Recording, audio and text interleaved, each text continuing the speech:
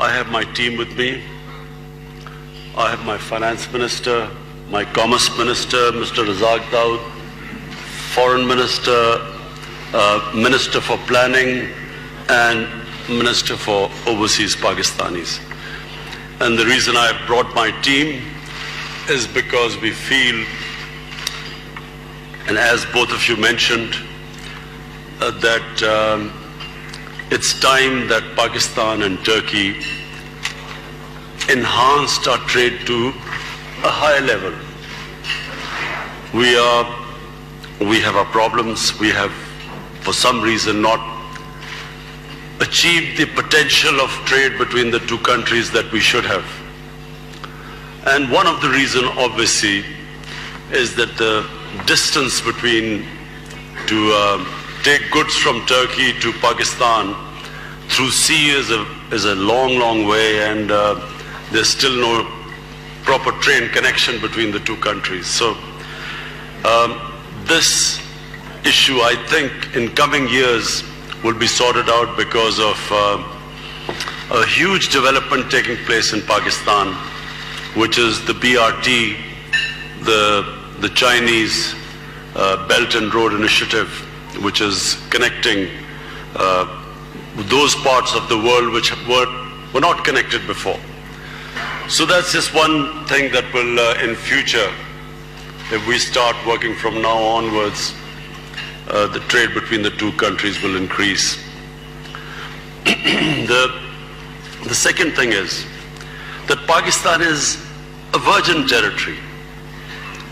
Pakistan is still virgin in the sense that a lot of areas of trade where Pakistan has huge potential have not really started performing. For instance, Pakistan has huge mineral reserves, but we have hardly done exploration even in 5% of the areas where there's oil, there's gas, there's copper, there's cobalt, there's coal, and these areas have hardly been any exploration has been done. But much more importantly, Pakistan has a population of 210 million people. It's one of the youngest population in the world.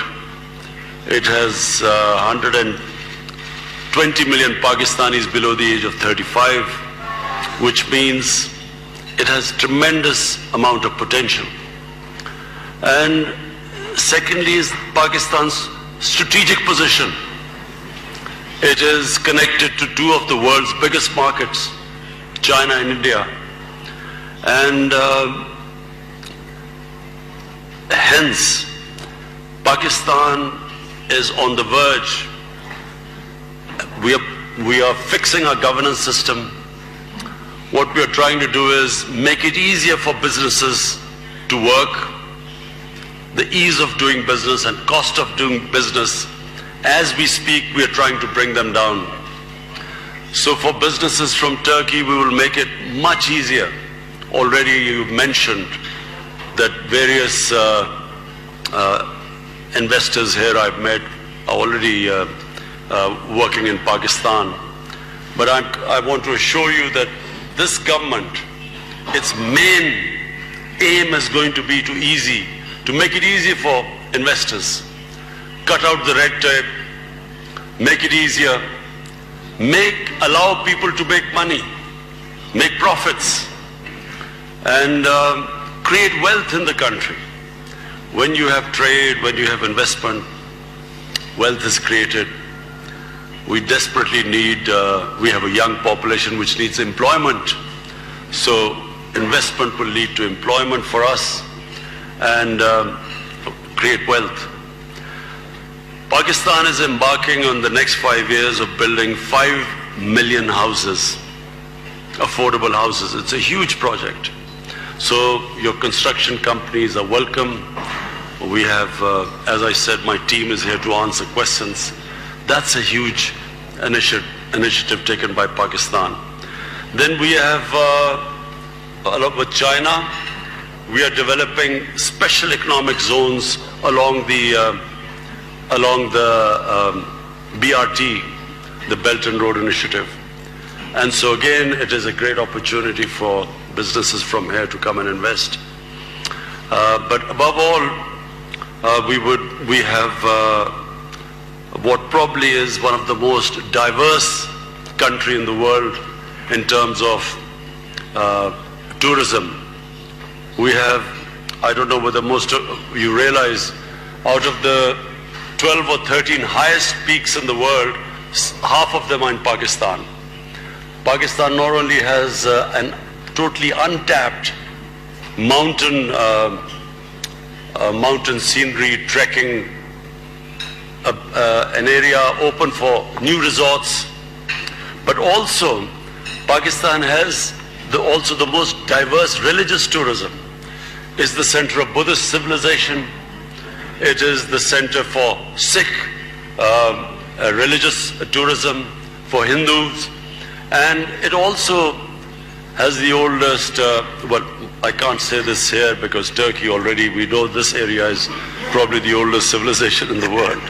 But in Pakistan we have the Indus Valley civilization, which is 5,000 years old. And of course it's a very historical part of the world. And for Turkey, people from Turkey, you must remember that the Turks were part of the ruling elite of the Indian subcontinent for almost 6 centuries. The Mughal Empire were Turkish origin. Before that, the Sultanate in Delhi for 300 years, it was basically, it alternated between the Turks and the Afghans. So it has this huge history. And let me not forget that when Turkey was fighting for its independence, when the Greeks had invaded the mainland, people, what is now in Pakistan, then it was India, but from what is Pakistan, people were collecting money to support the Turkish movement for independence under Kemal Atatürk.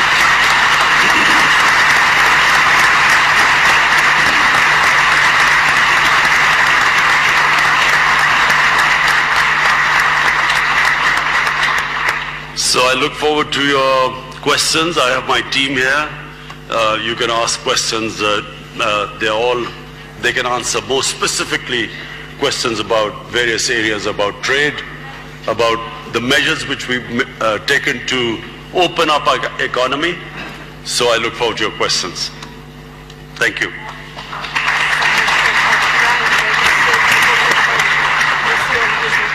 Teşekkür ederim Sayın Başbakan. Thank you very much. It's a great honor for us to, it's a very